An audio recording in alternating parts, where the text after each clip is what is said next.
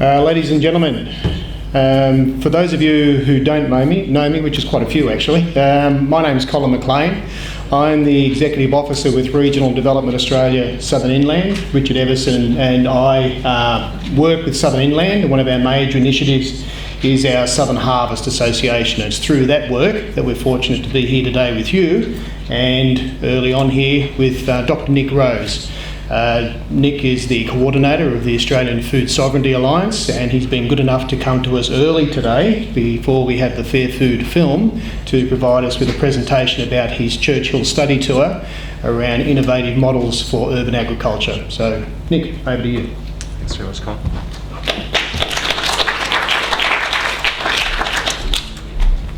Thanks very much, and good evening, everybody. Thank you so much for coming early to listen to me talk for a little bit about the really exciting trip I had last year through the US Midwest, Toronto and 5 provinces of Argentina, in exploring the possibilities of urban agriculture.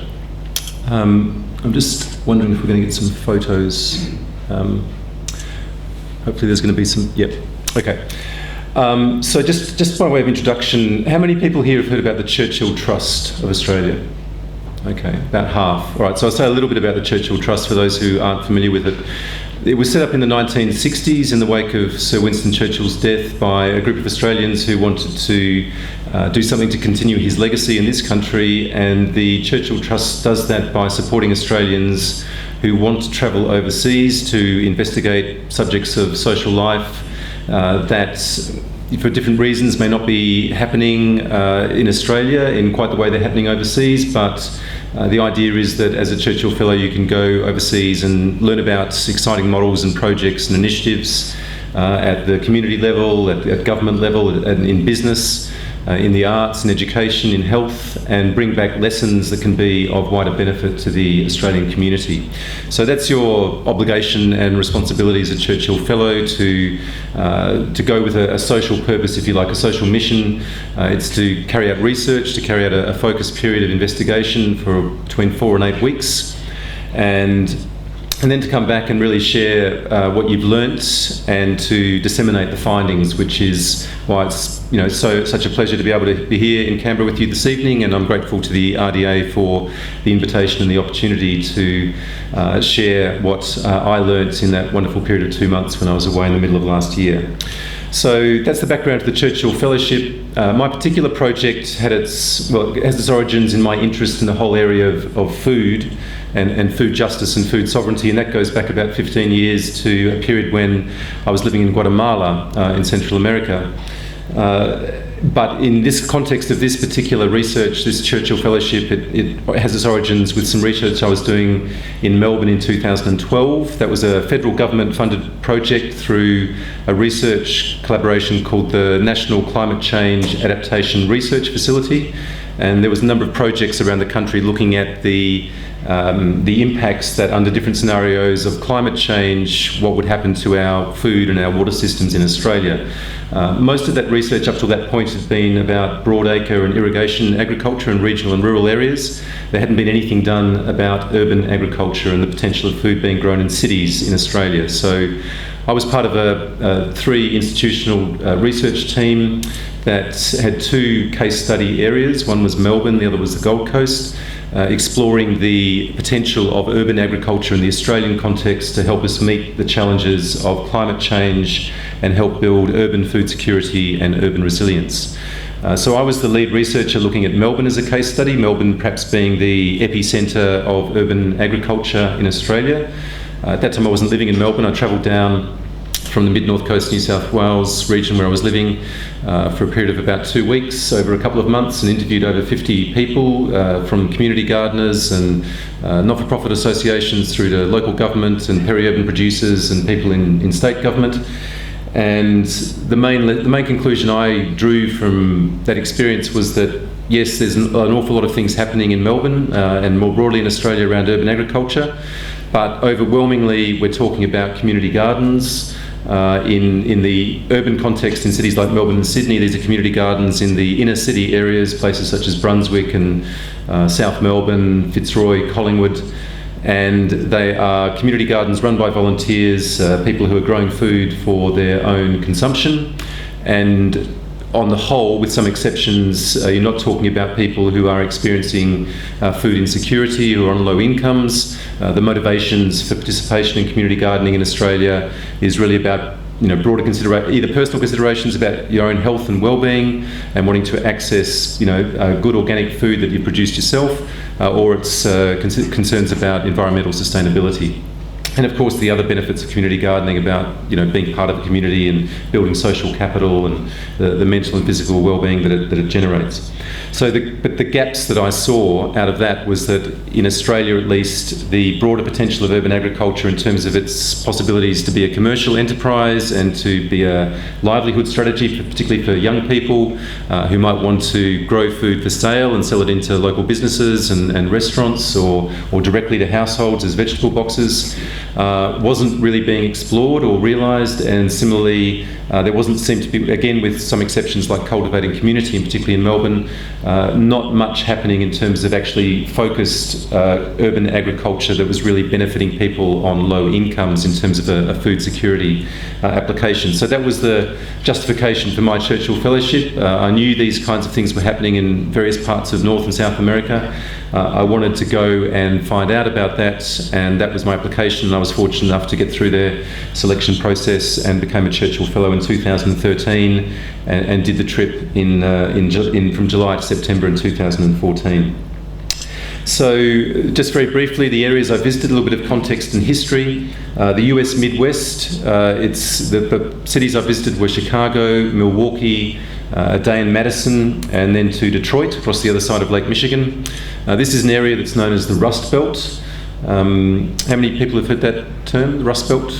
Pretty much everyone, right? So that refers to the fact that that was the engine room, if you like, of the American economy and economic expansion through the 20th century on the back of industrialisation and factories. In Detroit, of course, it was called Motortown for the very good reason that it was the centre of the car manufacturing industry in the United States, and actually rose to be I think it was the third richest city per capita in the United States by the mid-1950s on the strength of car manufacturing.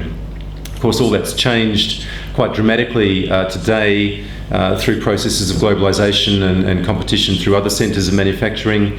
And if you go to Detroit, and you'll see some of these images, these images scrolling through, the people and places that I visited. On the trip, when it gets to Detroit, you'll see that, just another question, has anybody seen any images of Detroit or been there? A few, okay, so you'll know exactly what I'm talking about. It's a city that reached a peak population of nearly 2 million people in the mid-1950s and has now plummeted to 750,000 people. And what's happened alongside that, hollowing out of the city in population, has been a collapse in employment and actually a collapse in built infrastructure in terms of houses. So you've got this very interesting dynamic of the country coming back into the city with literally acres and acres of green open space and wildflowers growing right in the quite inner urban neighbourhoods of Detroit. That's also happening in Milwaukee and Chicago, though perhaps not quite as dramatically and not to the same extent as Detroit, but there are certain parts of south side of Chicago, for example, Englewood, which was also a centre of employment and manufacturing, had a population of 90,000 people in 1960, now down to about 30,000 people. And with that loss of population and employment comes very high levels of poverty, and also crime, and these are major challenges for both the residents and the city governments in these places. Toronto, when I visited there, it felt very much like walking into a city like Melbourne or Sydney in lots of ways. It was very familiar. It hasn't experienced anything like the economic decline or even collapse that I saw further south in the US. However, it is similar to Australia in the sense that it's had years of cutbacks of welfare state, provisioning of levels of social security benefits, and also downward pressure on wages, again through these processes of globalisation. And so you've got increasing levels of poverty and food insecurity, which have become the focus of a very thriving local and fair food movement in Toronto. The reason I chose to go to Toronto, actually, it was a late addition to my itinerary, was because I realised, or I found out, that at the end of 2013 they actually legislated for a Local Food Act and created a $30 million local food fund to resource and support a lot of the work that I'm sure many people, many of yourselves here are actually doing in local communities. So I wanted to hear directly from them a bit more about what that was about and their rationale. Then I went south to Argentina. I went to Argentina for a couple of reasons. One, because I had a personal contact there, and secondly, because I found out through him that the federal government in Argentina in 1990 had established a whole-of-country federal funded program basically to support people to grow their own food in their back gardens. Talking about, it's called Pro Huerta, which means Pro Market Garden. It's got a workforce of 800 agronomists mainly right across the country in every province. There's 23 provinces in Argentina, supported by a volunteer network of 19,000, and it reaches 600,000 mainly low-income families right across that country. So that to me seemed pretty astonishing from this distance, thinking in the Australian context, being a country that's much richer than Argentina, the idea that our Department of Agriculture could be resourcing at that extent, a nationwide rollout of backyard gardening seemed quite extraordinary. So I wanted to go to Argentina and find out what it was about. A bit of history about Argentina. In its recent past, it's lived through some severe social traumas, going back to the 70s, experienced a very brutal military dictatorship that implemented what was called the Dirty War, where they disappeared 30,000 people.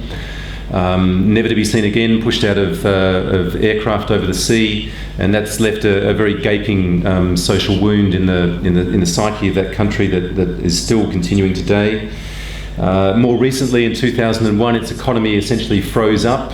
People couldn't get money out of their banks. There was a major currency crisis and financial collapse that saw an increase in poverty by about 40% over a period of a couple of years, and they still haven't fully recovered from that.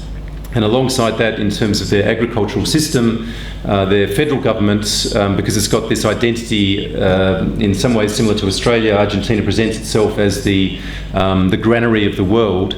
Almost as a matter of national pride, they want to be producing as much grain as they possibly can. The way they've done that is open their doors to the Monsanto Corporation, and they've let the GM soy industry expand to the point where it now covers as a single crop, a single monoculture, nearly 2/3 of the arable land of Argentina. Argentina is not a small country. It extends 5,000 kilometres from north to south.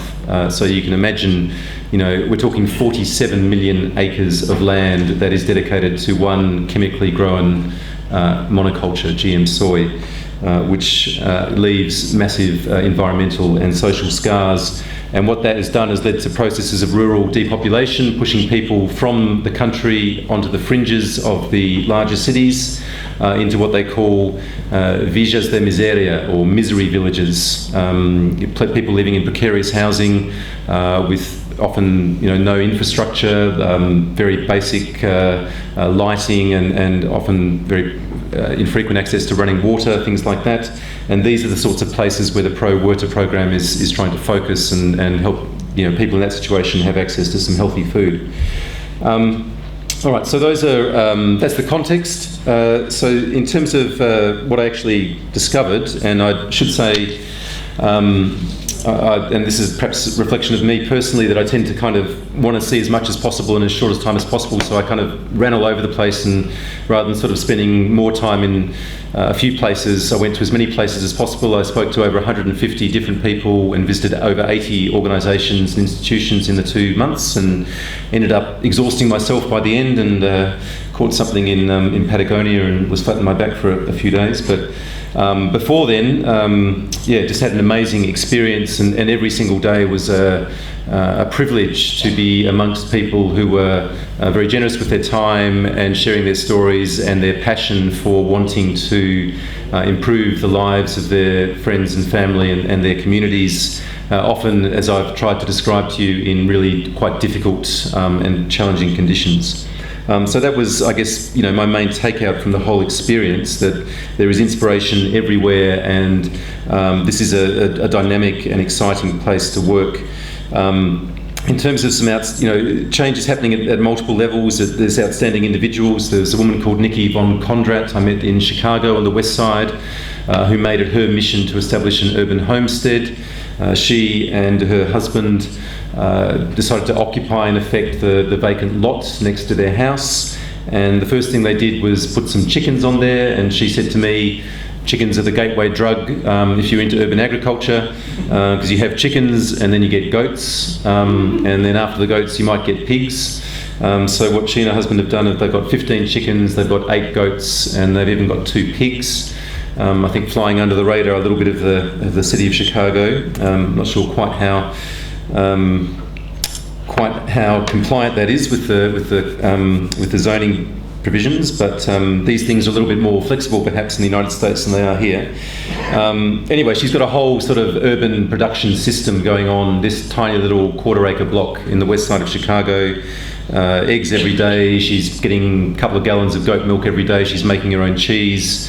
They're going to have their pigs inseminated, and they'll be doing things with the pigs when they get to a ripe age. And they're educating and engaging with their local schools and their neighbourhood, and what they're doing is tapping the syrup from the maple trees around their blocks and having a whole community boil up of maple syrup. And this year they made 7 gallons of maple syrup, and it's a whole home production system that has been the dream and inspiration and action of one individual in that one place. Similarly in Milwaukee, I had the good fortune to meet a lady called Gretchen Mead, whose dream it was to get as many people growing food in their own spaces as possible. And she was motivated by revelation, as I think many people are in this space, that our food production system is heavily dependent on continued inputs of fossil fuels, and for that reason it's quite fragile and vulnerable. So she decided to call her project the Victory Gardens Initiative, which was a deliberate throwback to the Second World War effort, both in the United States and in this country, where the available green space in cities was turned over as much as possible to the growing of food. And so people have heard of permablitz, have they, in Australia? Yeah. I see people nodding. So it's a bit like that. It's a backyard blitz. However, she's very energetic and focused, this particular lady. So for her, it wasn't enough to have this kind of happening organically once every couple of months when people, got their act together to do it.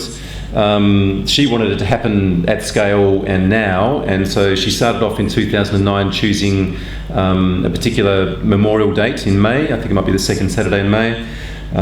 So the first time they did it, they got 39 volunteers. They established 34 backyard vegetable gardens. The next year that had risen to 100. And so it went, and then it got too much to do over one day because there were trucks with materials going around over half of Milwaukee, blocking up streets, and it was a bit too much to try and coordinate that many gardens being built in one day on one Saturday. So they extended it over a week. They got to, I think, 200 gardens over a week period by 2011 or 2012. And this past year, 2014, they're now up to 550 backyard vegetable gardens over 1-2 week period in Milwaukee. So that's again an illustration of what somebody with a very clear vision and focus and a good strategic mind and a lot of passion and commitment can achieve in this space, and working in partnership with local businesses and getting sponsorships for the materials and the compost and the seedlings and so forth. Quite a remarkable story. Also wanted to mention a guy called Ran Goel, that's Goel, whose brainwave was Fresh City Farms in Toronto. This is a peri-urban farm, I should say, on the outskirts of Toronto. They're leasing 6 acres. And his thing is not just about growing food for sale, but also growing young farmers. So he's got a whole internship project going, and their market is vegetable boxes, which they sell to local residents. So that to me is something that's very important in the Australian context, where our statistics show that our farmers are getting increasingly older. They're about 15 to 18 years on average older than the average age of the non-farming working population in Australia. Young people are not wanting to enter agriculture, so we critically need to find projects and pathways and models where we can actually encourage and support our young people to enter food production. And then going from another one, Detroit was full of dynamic young people. Speaking of young people in agriculture, one of the great resources they have in Detroit, as I was saying, is land. There's an abundance of land and it's very cheap. So that's a huge opportunity for people to go and start urban farming, which is exactly what they're doing. I think they've documented over 1,500 different types of food farms and gardens around Detroit, from backyard gardens and community gardens to more commercial scale urban farms. One of those I visited was called Rising Pheasant Farms, and that was a young couple in their 20s who were growing a range of produce and gradually expanding. And one of the interesting things they were doing was they don't own a car. Detroit's a very flat city, and they've got little bicycle delivery trailers.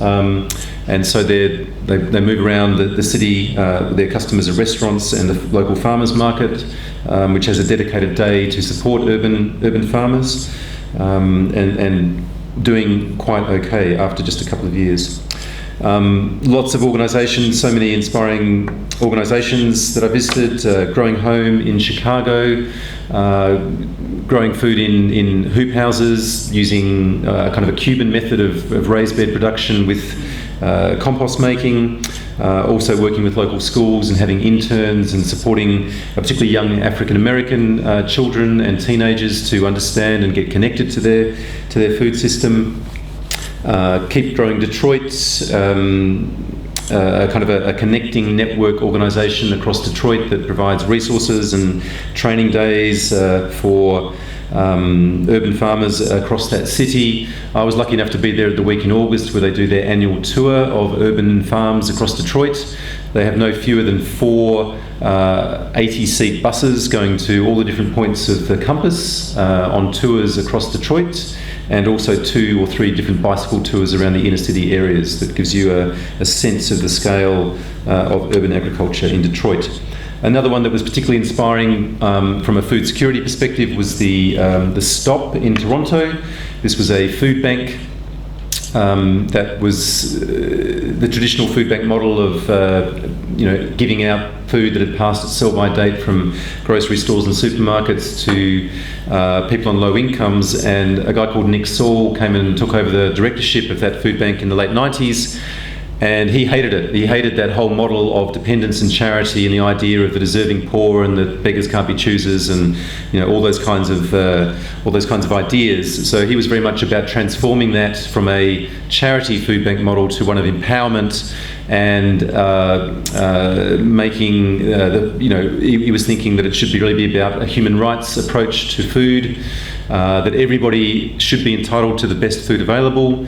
And so he's come up with a model called community food centres, which are about growing food, which are about having kitchens and sharing skills and knowledge around food preparation, cooking together, learning those kinds of skills, and also empowering people to become advocates in their own cause, so they can start to talk about some of the structural reasons why food poverty and food insecurity exist, which in cultures like Australia and societies like ours have to do with levels of welfare benefits and wages and precarious employment conditions and other cost of living pressures. And then going from organisations to governments, what's happened in the United States typically is that the local governments have been reactive and have followed in the wake of leadership at the community level on these issues. So you have the City of Chicago and Milwaukee developing plans to support urban agriculture, zoning and development strategies. They're looking at it very much as an economic development and urban renewal opportunity, whereas in Australia, typically urban agriculture policies as I said in my preliminary remarks, much more about supporting community gardens in a kind of volunteer, non-commercial sense. In Chicago and Milwaukee, they distinguish between community gardens that are not-for-profit or volunteer and others that are urban farms that are more about commercial production. Toronto, the City of Toronto has been a leader in creating enabling frameworks and getting people talking together across the food system. They've had a food policy council there since 1990. But perhaps the most impressive example of government action was in Argentina, in the city of Rosario, where the city government there has set aside 50 hectares of public land, approximately half of which is for biodiversity conservation, and the other half is organised into a network of 4 to 5 hectare urban farms, which are collectively managed and worked by families of low-income communities. And it's quite an impressive sight to see the scale of this in that context. And the city government has also created markets, a network of local markets in the middle of the city, in the centre of town, as direct sale points for these urban farmers, and is also setting up artisanal food processing facilities to do things such as make aromatic herbs and soaps and preserves and so forth, really to try and create what they call over there a social and solidarity economy. It almost operates in parallel, if you like, to the mainstream market economy. Then at the provincial level, we have Ontario with their Local Food Act and Fund, and I realise, as I typically do, I'm speaking too long, so I might just park that and maybe we can pick it up in a question. There's the Toronto Greenbelt, which was a visionary piece of legislation in 2005, where they set aside nearly 2 million acres as a protected green belt, preserved land right around the fringe of Toronto. Again, about 500,000 acres of that is for biodiversity conservation. The rest of it is to support sustainable agriculture, and that supports 5,500 family farms and generates over $9 billion annually in revenue for the provincial economy. And then at the national level, I've already talked a bit in Argentina about the Pro Huerta program and the scope of that. So I won't repeat that except to say, as well as the 800 staff and the 600,000 families it supports, it also has linkages and networks with 10,000 different institutions right across the country. And that leads into my other point in terms of the way this develops and can develop and realise its potential. I believe it's through networking and linking up people who are working in this space and putting minds together and exploring opportunities for collaboration to scale up and amplify the work that you're all trying to do. So I saw examples of networks, for example, the Advocates for Urban Agriculture in Chicago, the Toronto Urban Growers, the Food Policy Council in Toronto. I've mentioned it as a more kind of institutionalised form of that kind of network. In Argentina, they have it a little bit more politically. They call it the Cátedra Libre de Soberanía Alimentaria, which translates as the free lecture on food sovereignty. So that's basically in the tradition of Paulo Freire. Don't know if that name's familiar to anyone, but he was he kind of created this idea of popular education or adult education, wrote an important book called The Pedagogy of the Oppressed, and it's very much about people who are experiencing oppression should be advocates and be empowered to be advocates in their own cause. And that's the idea of the free lecture on food sovereignty being a global movement for food justice and democratising the food system, and that the pathways that we need to create to meet the very real challenges we're facing as society need to come from open and participatory democratic discussions between producers and local communities, which is exactly the sort of thing that's happening in and around Canberra with the support of the RDA, which is fantastic. So I think that's almost enough from me, and I'll leave a bit of time for questions. Just to say, I come back full of excitement and inspiration and hope from this journey. I think that there's so much potential for urban agriculture to be realised in Australia, that in terms of the questions that I set out to research, can urban agriculture be commercial and generate livelihoods? Absolutely. Can it make a real contribution to food security needs for low-income people? Absolutely. It's just about us being imaginative and creative and working together to achieve those outcomes. Thank you.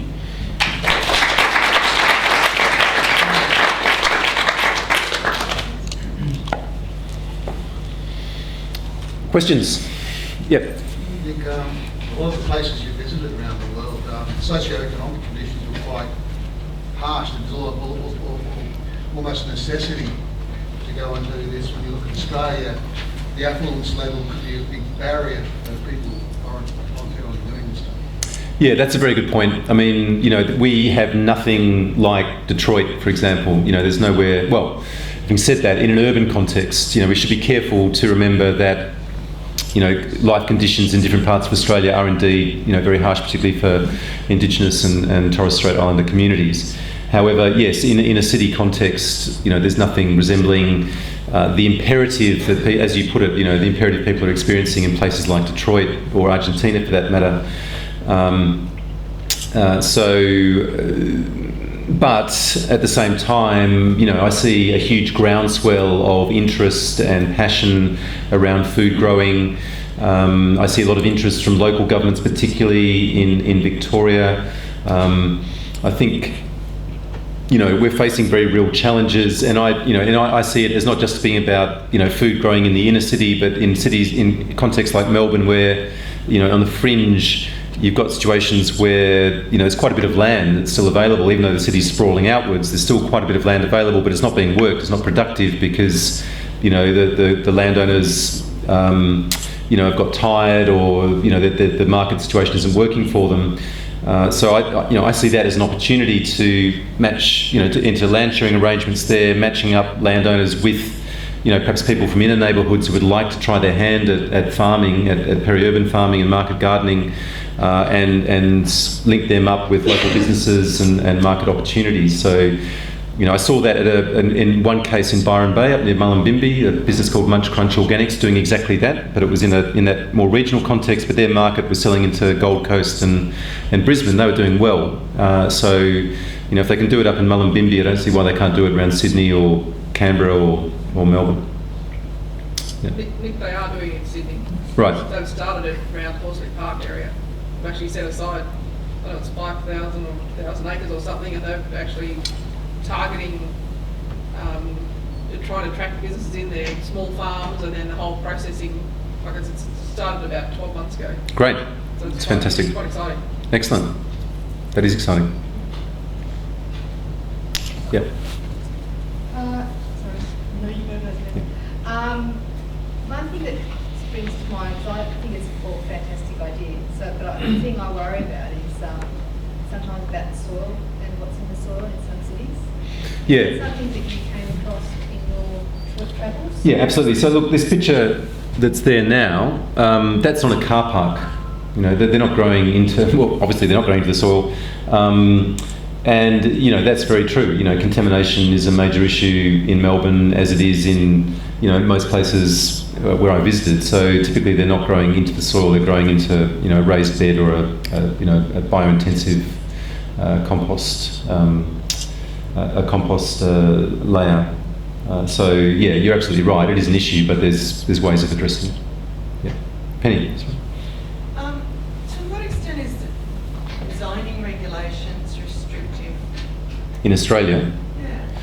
Yeah. They are restrictive, and so one of the recommendations, and this is something that's been said by others for a while, is that there needs to be some recognition of urban agriculture in state planning frameworks, that it's actually a permitted use and it's specified and it's encouraged, and that will send signals to local government that this is something to get behind, because currently it's not there, it hasn't got that recognition. So it is, local governments are making their own policy and creating frameworks. However, there are restraints and restrictions. Certainly in terms of the commercial side of things, that is a restraint. Often there's, I'm not sure if it's legislation or it's just policy at local government level, but I've heard a number of times, and this is probably why community gardens are, as they are, and volunteer, and about self-provisioning, because it's said that public land can't be used for, private commercial gain. But, to me, there are ways around that, or there should be ways around that. It seems quite a rigid, inflexible policy that perhaps needs a bit more creative thinking about. Yes. I wondered whether you saw confined space gardening going on. Most of the discussions have been really, I guess, at the ground level. But as we see governments pushing people together in Australia, there's Yeah. Well, so what this guy is, he's in Milwaukee. And that's an aquaponics operation. So I did see, there's a lot of talk about that, and so aquaponics being fish combined with growing plants. So Yeah, I didn't see that aquaponics. That was the only case, the photograph I showed there, the only case where it seemed to be commercial, and that was a $800,000 capital investment, which his dad put up. So, you know, in terms of the replicability of that particular model, I'm not sure, you know, how it is. But in terms of other opportunities, roofs are used in North America. There's one organisation called Food Share Toronto where they're working with high schools in inner city areas to grow food on a rooftop, and doing it quite successfully in a raised bed context. And you know, that's an educational opportunity for the high school students, but it's also a marketing opportunity because they use some of that food in their own, you know, cooking, food literacy classes, but they also sell some of it at a farm gate sale arrangement. So. And then at a very small space level, from a commercial side, people grow microgreens, which are just done in trays, wheatgrass and so forth. And that's a kind of like a niche product in an urban context to make little wheatgrass shots and so on. So it does happen at different scales. Yeah. Yes? 2 questions, please. One, in the US Midwest, you mentioned rooftop gardening. How do they cope with snow loads?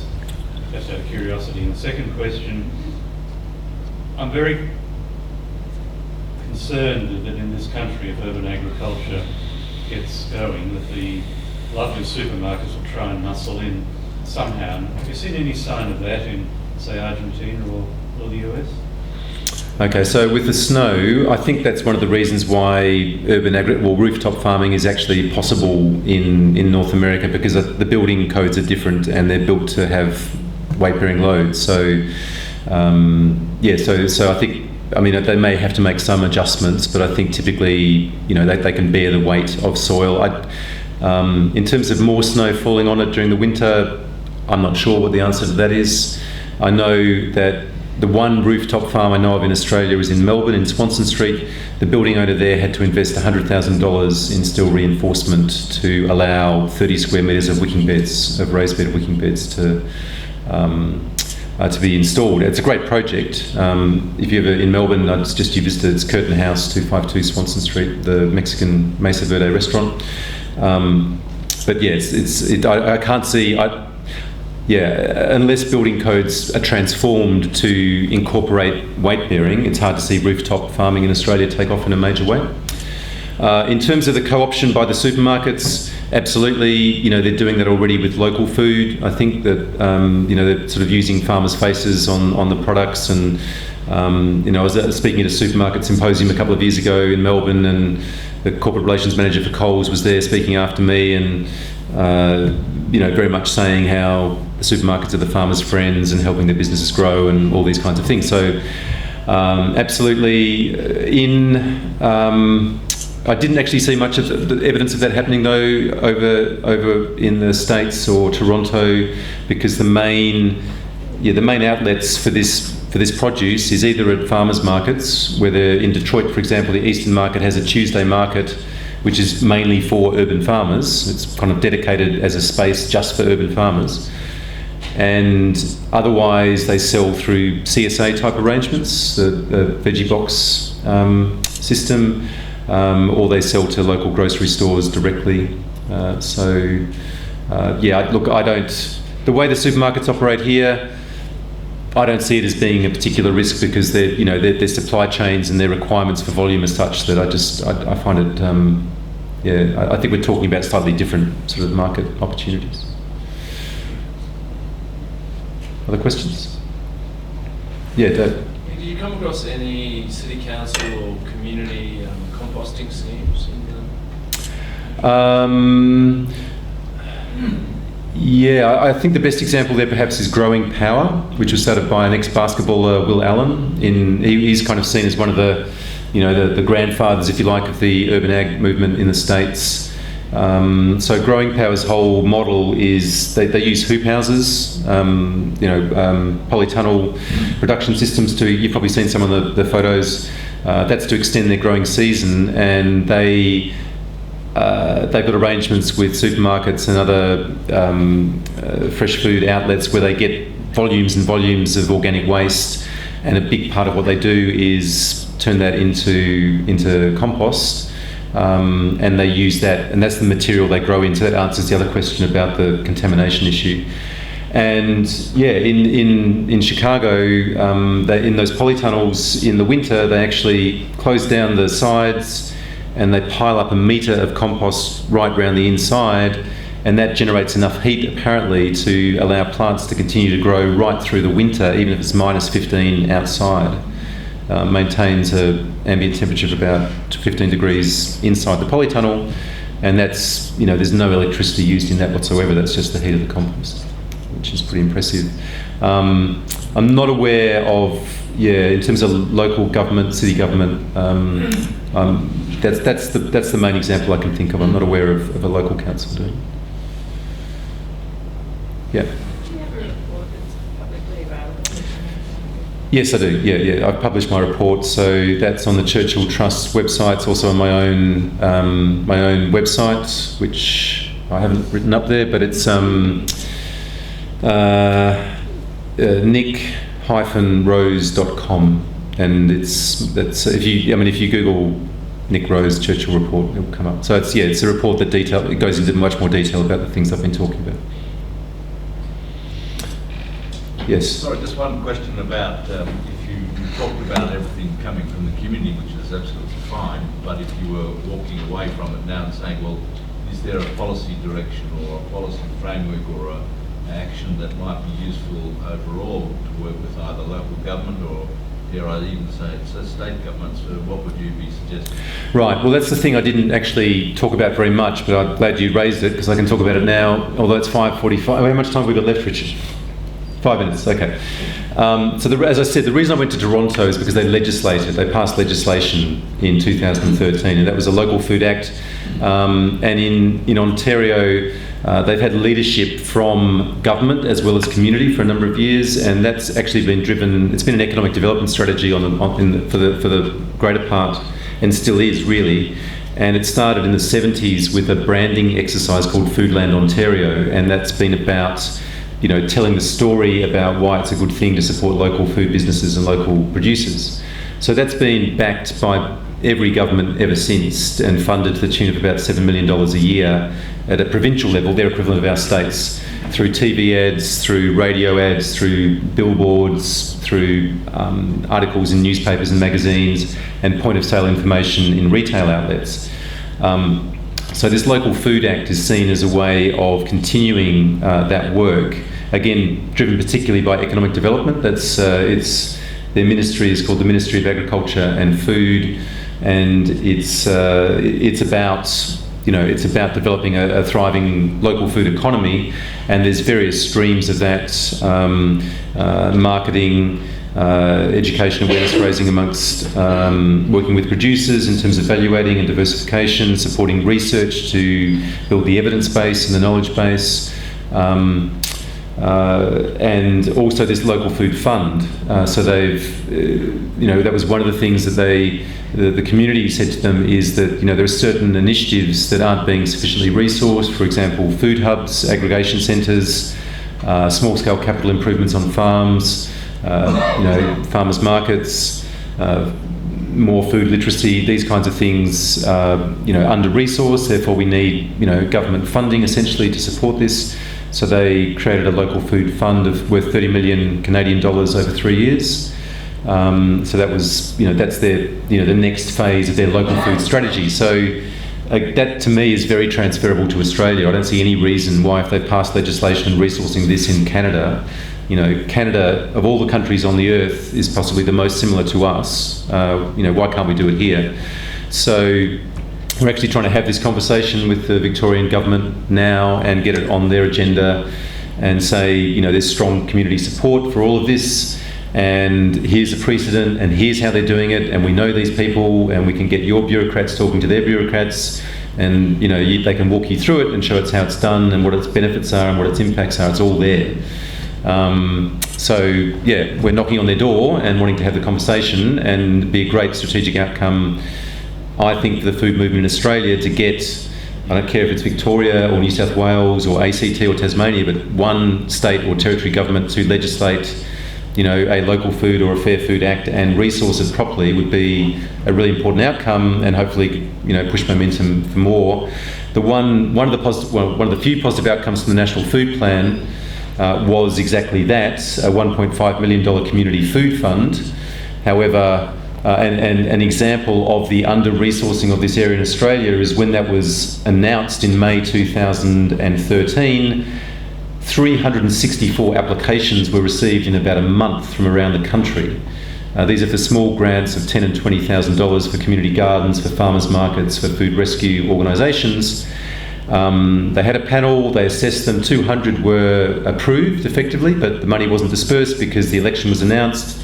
We have a change of government, and then National Food Plan is scotched. We don't know what's happening with this Community Food Grants Fund until a journalist rings me in February 2014 and says, have you heard that the Community Grants Program has been axed? And I said, no.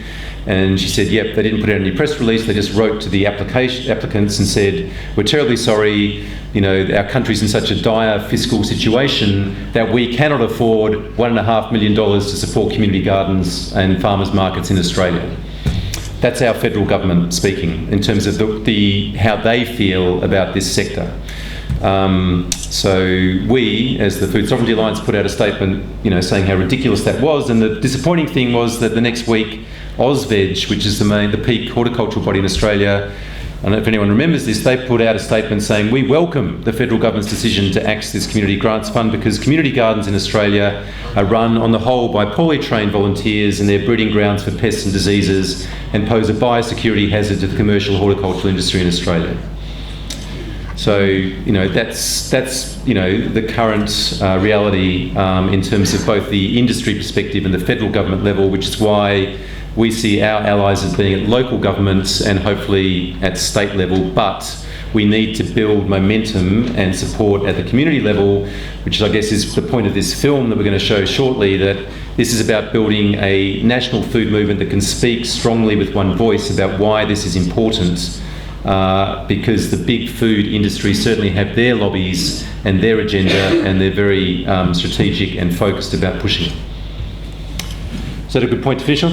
Yeah. Sorry, very quickly. Yeah. Just quickly, are you going to showcase what some groups are already doing? So I know North Sydney Council actually are quite strong in promoting this as well. So I'm just wondering, are you showcasing what is happening already with local government and community in this sector? How do you mean showcasing? Well, you're talking about something wider, but I'm just wondering whether we should be putting success stories up. Absolutely. Yeah, absolutely. So one of my projects, this is slightly apart from the Food Sovereignty Alliance, one of my projects is to build a network, a food network that is structured around local government, particularly to do exactly what you're just saying, to profile the great work that's being done in many local councils around Australia. Yeah. All right. Okay. I'm happy to talk later. I think we've got a little bit of time afterwards as well. Yeah. All right. Thank you.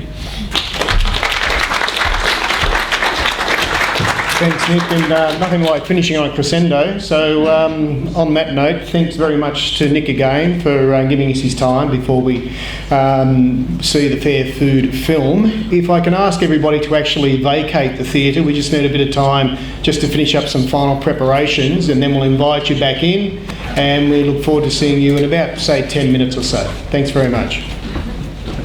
Is that all right?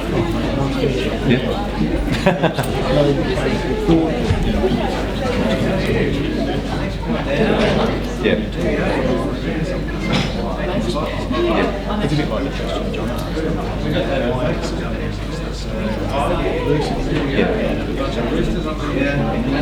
Yes. Yeah.